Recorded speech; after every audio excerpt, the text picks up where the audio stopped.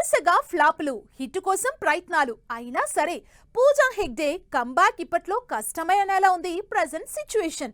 ఏ industry చూసినా షాక్ల మీద షాక్లు ఎదురవుతున్నాయి ఈ బుట్ట బొమ్మకి. మరి సక్సెస్ కోసం ఎదురు చూస్తున్న పూజా ఆశలు ఇక ఆవిరైనట్లేనా? ఇంతకీ బుట్ట బొమ్మకి కాలం కలిసొచ్చేది ఎప్పుడు? ఒక్కోసారి ఎంత ప్రయత్నించినా బ్యాడ్ లక్ అలా వెంటాడుతూనే ఉంటుంది. ప్రెజెంట్ హీరోయిన్ పూజా హెగ్డే పరిస్థితి దాదాపుగా ఇలానే ఉంది.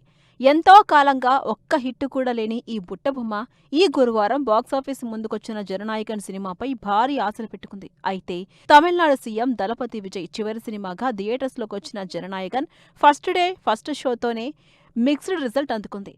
మొదటి రోజు వరల్డ్ వైడ్ గా 78 కోట్లతో సరిపెట్టుకోవడంతో పూజా హెగ్డేకి జననాయకుడు కూడా కలిసి రాలేదంటూ చర్చించుకుంటున్నారు ఆడియన్స్. పూజా హెగ్డేకి పాన్ ఇండియా సినిమా జననాయకన్ విషయంలోనే కాదు, నార్త్ లో ఈ సంవత్సరం విడుదలైన హై జవానీ ఇష్క్ హోనా హేతో సేమ్ సీన్ రిపీట్ అయింది.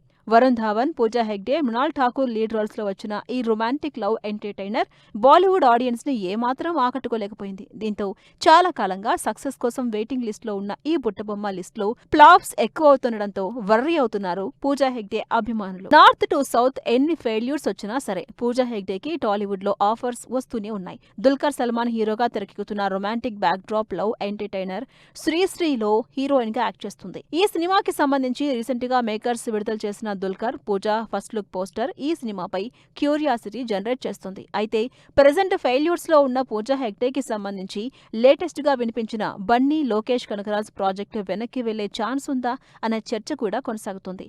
మరి బుట్టబొమ్మకి కాలం ఎప్పటికి కలిసొస్తుందో వెయిట్ అండ్ సీ.